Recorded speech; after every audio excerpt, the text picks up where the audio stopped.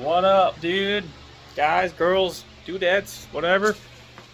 Working on the monster wheel cylinder, which is, again, I cleaned up my garage from last video.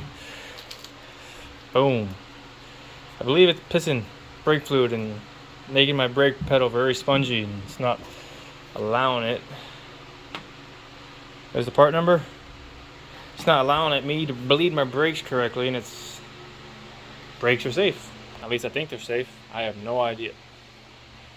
Alright, so guys, undo your lug nuts and you can jack up your wheel.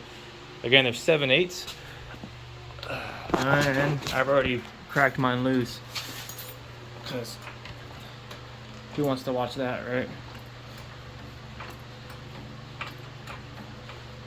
Do that and get them off, and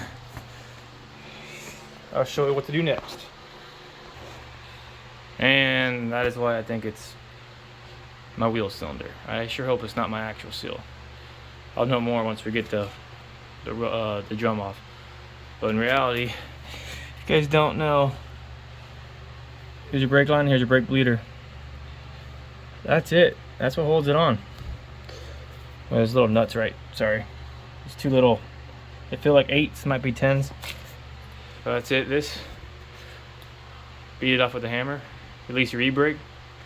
Come right off. I believe they have screws that have this that we can screw in there. I'll let you guys know in a second. Alright, got the tire off, guys. So the same exact bolts, I believe, again, they're M80 by 125, 120. Same ones with the CV axle. But that looks like it's leaking. Doesn't look like it's my axle seal. It looks like that. I sure hope that's the case. So, oh, sorry you guys, you couldn't see. So, let me get in here, I'll show you some light. There you can see it's been leaking for a while. So you got those 2 bolts. Undo your brake line real quick, and then that thing comes right out. But you have to adjust this. That makes it so your pads come in and out. You're gonna need 2 flathead screwdrivers for that, and I'll show you that in a second. So I only have one hand. I still don't have a tripod. I'm gonna try to put you guys up there and see if it would work, but you keep falling. So put your flat blade in here. Get your other flat blade, and then you want to just push it.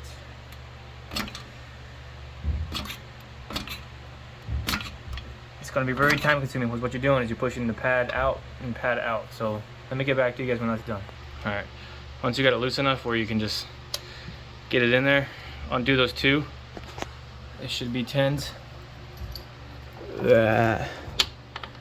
Right back in here, which they are.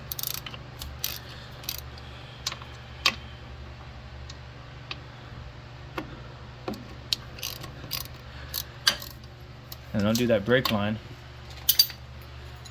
You don't need this flare, but use a flare, and then that thing will come right out. And boom, another one goes in same way you took it out. Just make sure that those are compressed. You can see how that has like a groove. Those should be able to turn, and that groove is right in there, and then that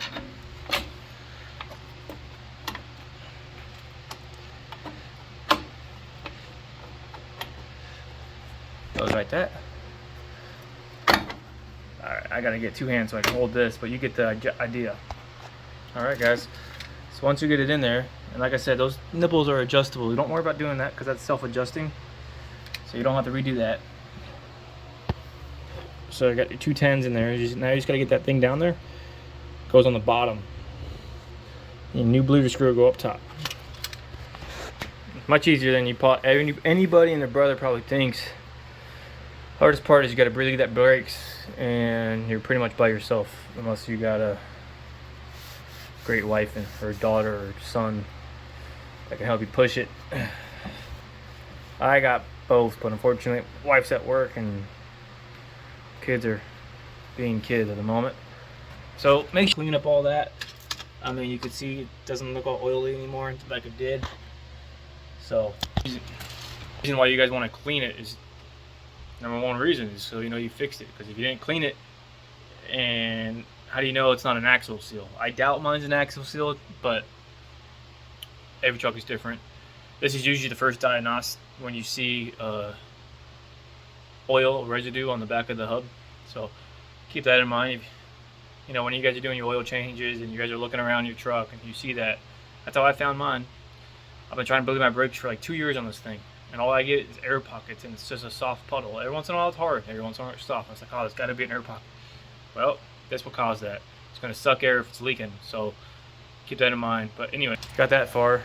I still got to clean that up, take the bolts out, put that back on, put your wheel and tire on, or at least this on, and then start bleeding it. You can bleed it without your tire on. You just got to have the hub on, because if you don't have the hub on, that thing's going to push out since you adjusted that wheel. So let me get that back on and we'll be in good shape.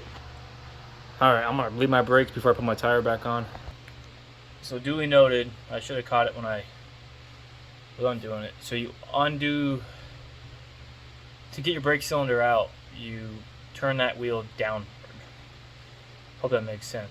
You pull that tab back, you pull it down, you push it downward until they're as far as they can go out. Put your drum back on, you pull that tab out and push towards towards the frame, pretty much towards that way. So once you get that on, you're good and you're all set. So make sure you pump your brakes a few times, put brake fluid in there, bleed it. And guys, I think that's it. So again, I got engine mounts, I got tranny mount, I got engine work. I have a lot of stuff to get this truck back on the road. Tires, I just found bad suspension parts. But I'll leave a link for this down in the description. Part number is W37842, right there. And it's for a 95 or second gen Toyota 4runner. That's it, guys. This video took me 8 minutes, but me fighting that rotor, probably a 30-minute job. Be honest with you guys, like I always am. Alright, man, I appreciate you guys watching. Remember, like, subscribe to the video. We got more 4runner build content going on. I'll see you guys on the next one. Later.